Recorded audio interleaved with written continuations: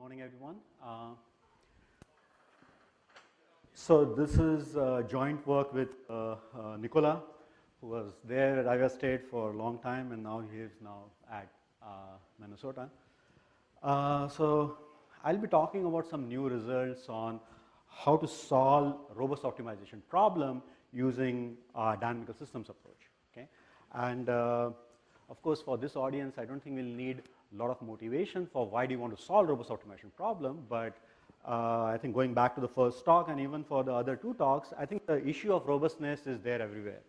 And the main motivation for us when we started looking at this thing was to look at robust learning problems. Like how do you actually formulate robust learning problem as a robust optimization problem, and then how do you solve this robust optimization problem? So of course, I'm not going to talk about robust learning, but I'll try to give some simulation results for a simple example and then show how this new methods we develop actually applies to robust learning.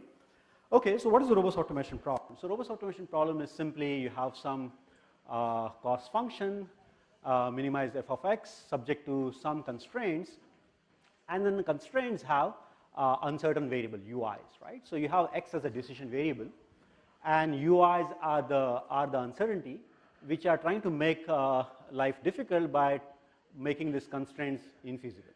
Okay? So that's a very basic setup. So you are trying to minimize over the x, and then the uncertainties are this, in the language of machine learning or robust learning, we can think of it as adversary, right? So this could be a possible model this could be a way to actually formulate robust learning problem, and which is what we have done in our research. And then this ui's is the adversary. It lies in some set ui's, and it's like a budget of the adversary, and which you can put some more structure here in terms of saying that these ui's are defined by this set or defined using this hij's, which are some functions, right? So this is fairly general setup. A lot of things will actually kind of be written in this form. And then, so there's a lot of literature on this robust learning. There's a book, very nice book on robust learning. So that there are different ways actually one can solve robust learning problem. So this is first book which will talk about what is called robust counterpart. Essentially, the idea of the robust counterpart is actually sort of reduce this problem to a deterministic problem by getting rid of the uncertainty, right?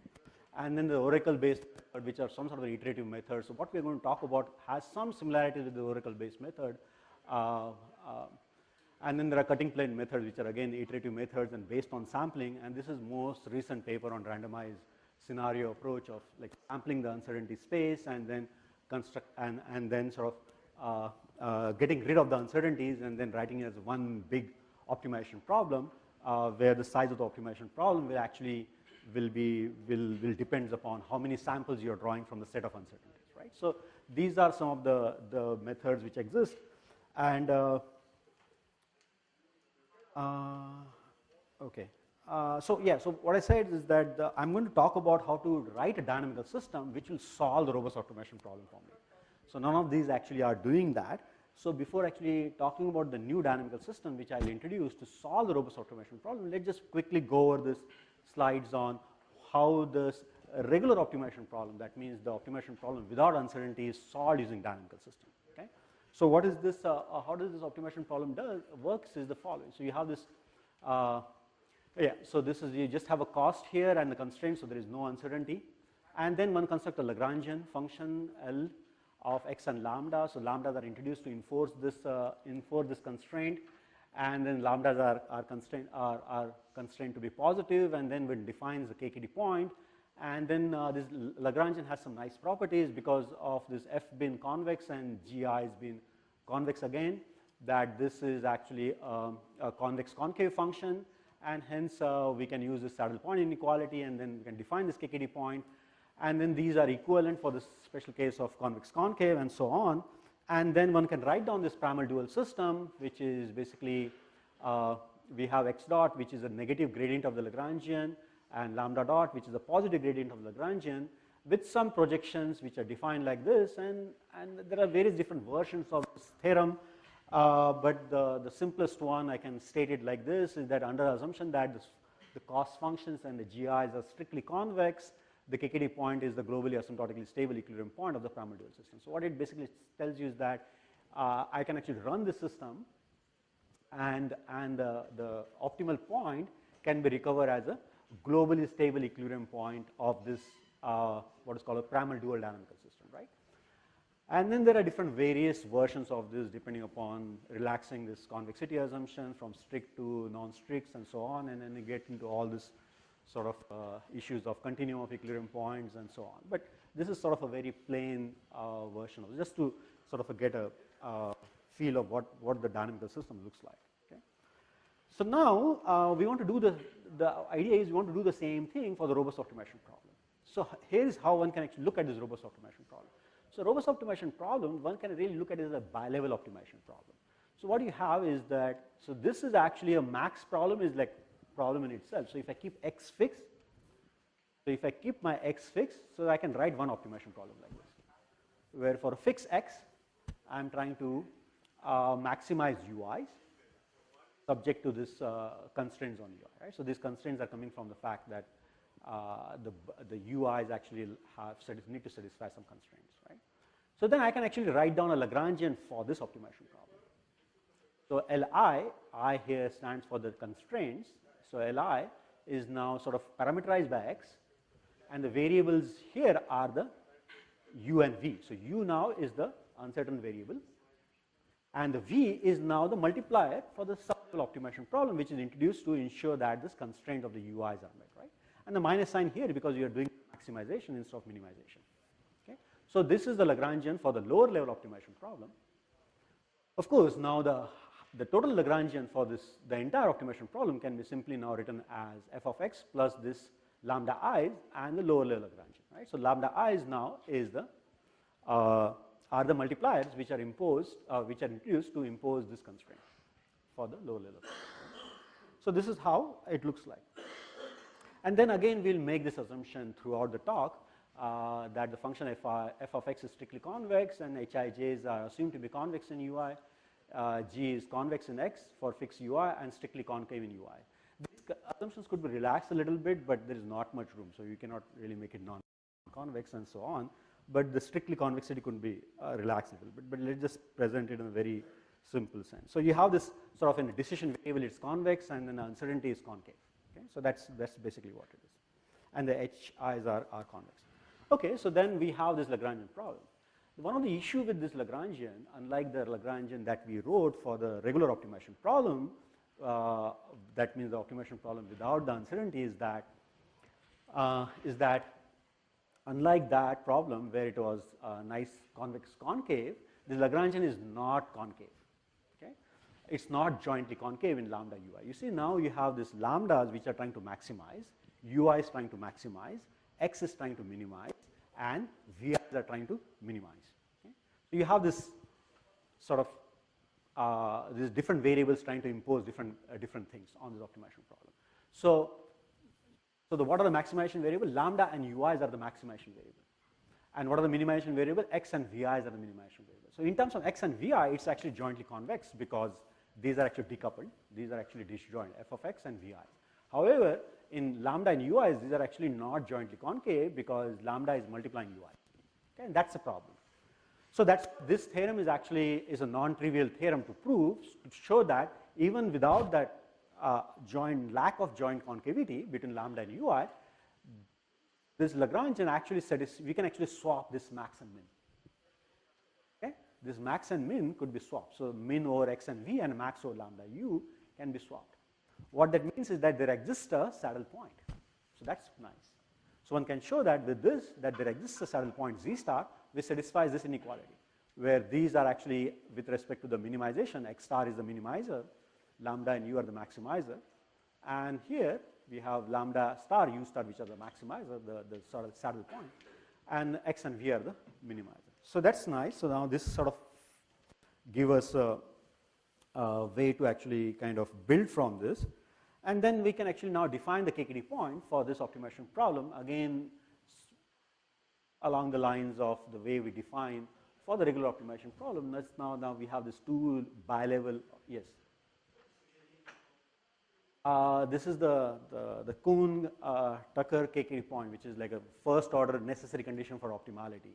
In convex problem, this is both necessary and sufficient. Okay. Sorry about that, I should have.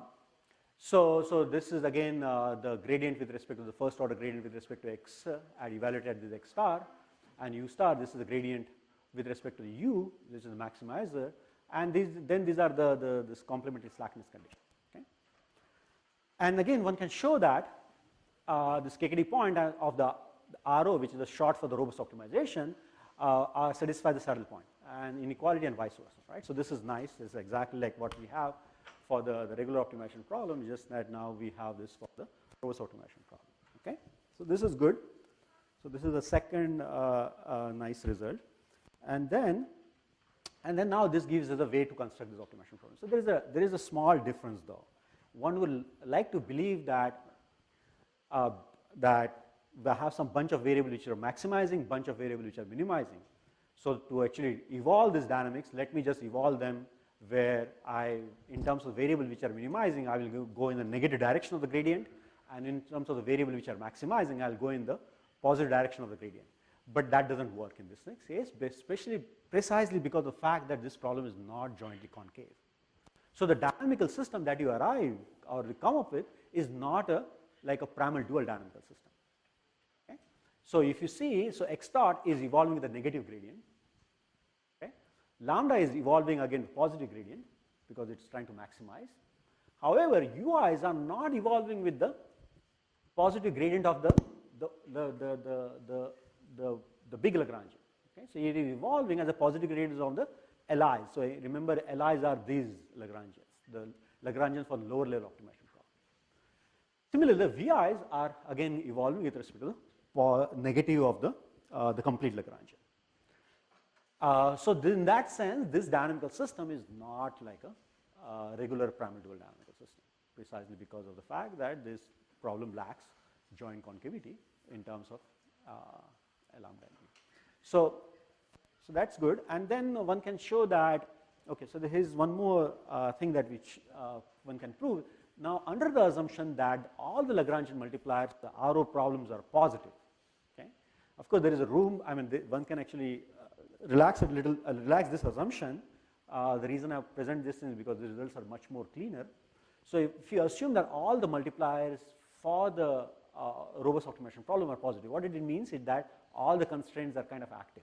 Okay? That means the uncertainty is sort of pushing is doing its job. Right? If uncertainty is doing its job, that means all the constraints are actually active. That is, all the you are hitting the boundary. Then you have this equivalence between saddle point, KKT point, and the equilibrium point of the saddle dynamics. So this dynamical system I'm calling as a saddle dynamics. So you can compute the equilibrium point of this. One can show that the equilibrium point of this are same as the KKT point, are same as the saddle point, under the assumption that the multipliers are all positive. If the multipliers are not positive, it doesn't really work that way. And then you get into all the issue of you have the system which have this dynamical system, have a continuum of equilibrium point and so on. But so that's I don't want to go into details of that. So with that assumption, one can show that under the assumption all the Lagrangian multipliers are strictly greater than 0, the equilibrium point of the saddle dynamical system is globally asymptotically stable. That means we can actually recover the robust optimal solution of the robust optimization problem as a stable equilibrium point of this dynamical system. Okay. So that's sort of the main result, and then one can actually look at the discrete time algorithm. So one can actually discretize this. So for simplicity purpose, I'll just present this for a case when you have this one constraint, and then we can discretize this, and then we can write down this dynamical system. So again, this dynamical system has the same feature. I think there is some typo here. Sorry. So again, it has same feature where I'm not going into the gradient of for the UI dynamics. I'm not taking the gradient in terms of the complete Lagrangian, but just in terms of the, sorry, yeah, no, it's there. So if you look at this gradient here, the gradient is defined with respect to L1, which is the Lagrangian for the lower level optimization problem. And now you have the step size business, right? So you have the step size, the alpha k is a step size here, which could be a fixed step size or which could be adaptive step size and so on. And then we have, depending upon the step size, we can have different things. So if I have adaptive step size, where the adaptive step size goes something like gamma k divided by the norm of this, the t, which is the gradient, then, and when the gamma satisfies this square summable but not summable assumption, then we can show that, again, for a discrete time dynamical system, we can show that with the adaptive step size, the globally optimal solution, a robust optimal solution, can be recovered as a fixed point of this dynamical system, the discrete time dynamical system. Now, again, one can actually also look at what happens if I use a constant step size, right? So this is so with the constant step size, one has to work a little harder, but nonetheless, this could be done. So I'm going to talk about a few things, but at the next slide has a main theorem. So I'll try to give an intuitive feel of what exactly the theorem is saying, but this is sort of building up towards that. So these are just a notation to just follow for the next theorem. So you have W, which is clubbing of these variables, which are the minimizer x and v, and this is this. So what you do here, so you take this Lagrangian for the lower level optimization problem, and then you for any given x and v, so this is now like a parameterized by x and v, you pick ui, which is the ui is the iteration on the u dynamics, and then you pick the index k. So let's say you're running this dynamical system over k time step. Then you pick the index k, which is the best in the sense that it is actually maximizing the Lagrangian, the lower level Lagrangian, over the k time step for any given x and v. Okay? And then that's the index k, and then corresponding uk is defined by uk best. Okay? So instead of sort of, because again this problem arises because of the lack of joint concavity. So what you're doing is you're trying to find the best u until time step k. By best u here we mean the u which is maximizing this lower level Lagrangian till time steps k. Okay? And then one can define an average iteration. So this is wk, which is this x and v. We can define this sort of a Cesaro average in terms of 1 over k, and same can be done for lambda. Okay? So you can take the average of this lambda, and this is the theorem that we can prove. So without getting into too much detail, so what this theorem is trying to say is the following. So the first thing is trying to say that is if you take the average of the Lagrangian, this is the average of the Lagrangian, this total Lagrangian, and evaluate the Lagrangian at the global robust optimal solution, these two are actually bounded lower and upper by this.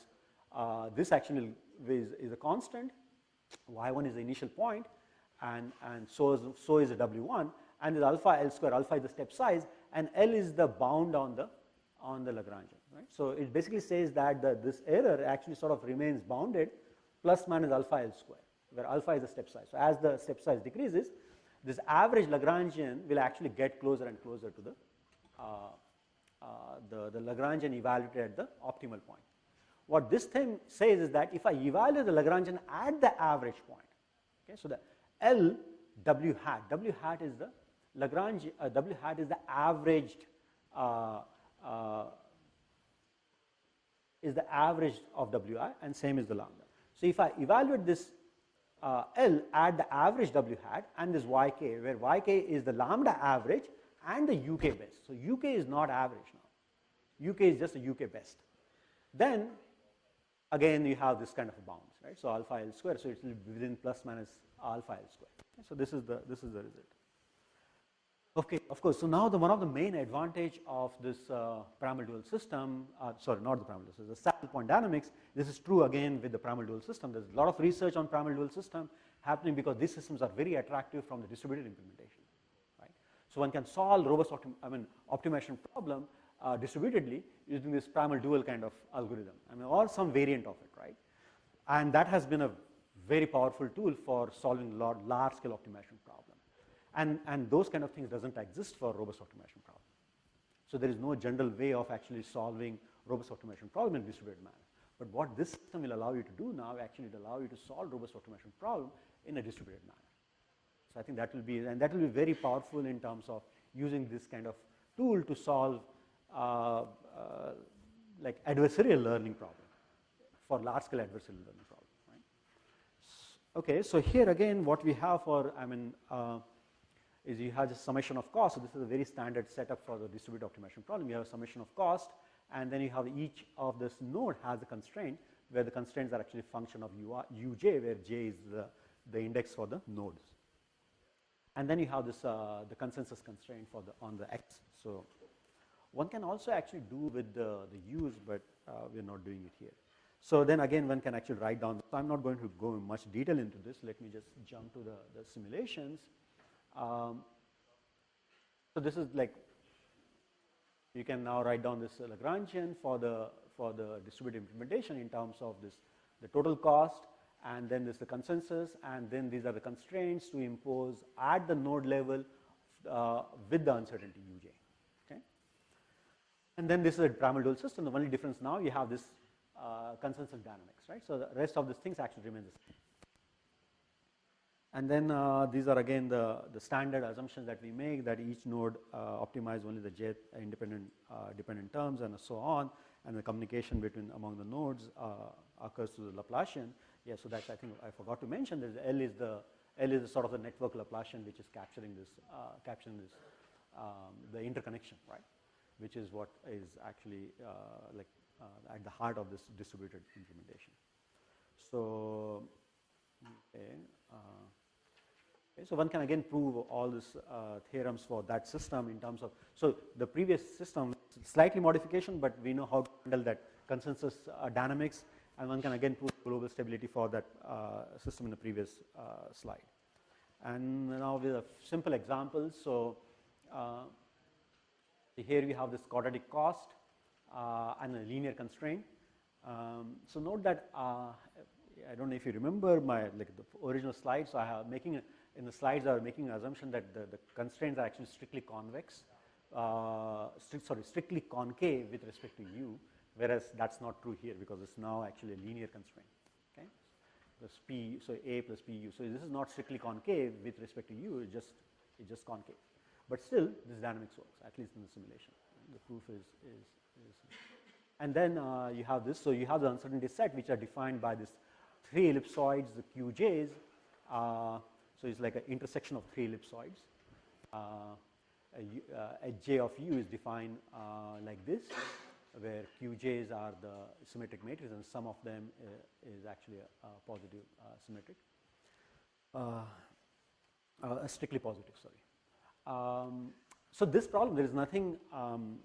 Is not a difficult problem to solve using existing method in terms of the fact that I can actually derive exactly the robust counterpart for this problem. Okay? Of course, when you do a robust counterpart, actually you make the problem a little more complicated. Okay? Because, however, now we don't need to actually derive a robust counterpart, and this. So that's the beauty, right? So you don't need to derive any robust counterpart. You just run this system, and it will converge. So here you see the trajectory is different trajectory of x, lambda, w, u, and v. And then you see that your initial uncertainty is at this point, and so now the nice thing is this dynamical system also have the u as an uncertain variable as a part of the state variable, right? So this u will actually evolve to the worst value. So u actually now gets to this u star, which is at the intersection of the ellipsoid, and then these are actually converging to the steady state value. So this optimization problem, for this optimization problem, the uncertainty sets are actually very complicated.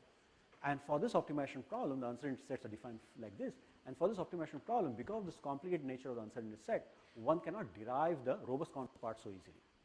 Okay? You have to work really hard. And in fact, it's not exactly, there are a lot of this lookup tables kind of tricks we have to use to do this, to compute the robust counterpart.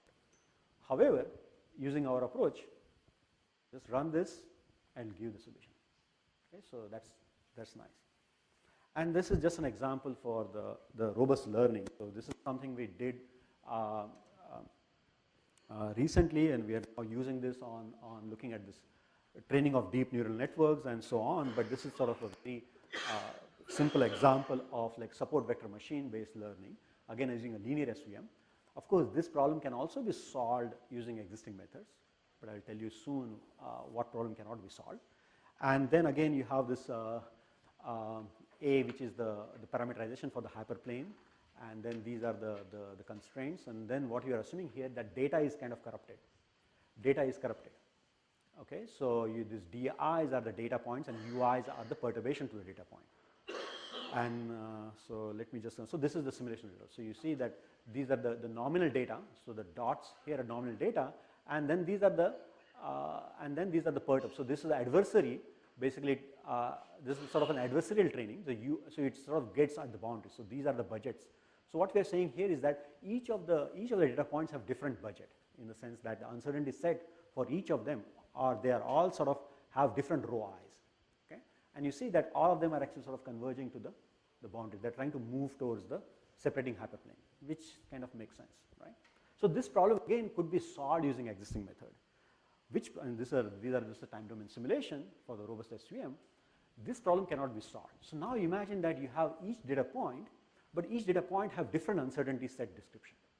Okay, so you have these different norms on each data point.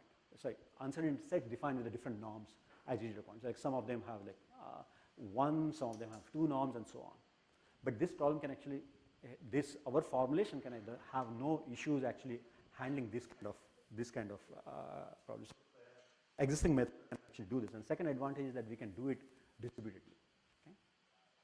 So with that, I'll just conclude. I think we introduced this novel dynamical system based approach for solving optimization problem. Dynamical system is designed to converge to the saddle point, and it differs from the conventional regular primal dual system. We also see how to discretize this dynamical system, and we presented. We had two different results in terms of constant step size and adaptive step size. And what are the main advantage of this approach? As I said, is that main advantage of this approach is that we don't need to actually compute robust counterpart, which actually could be difficult to compute, and in some cases actually not possible to compute. And another problem with the robust counterpart is actually increases the complexity of the problem. It could remain convex, but it will increase the complexity of the problem, and that's why it's not actually good when you have large scale optimization problem. This will be true when you do machine learning, which could be a huge optimization problem, and then if you try to do it robust counterpart, it may not work. And then I think, of course, the distributed stuff, right? So this is a very neat way of actually solving robust optimization problem in distributed manner, for which I think there are no general purpose algorithms. Thank you.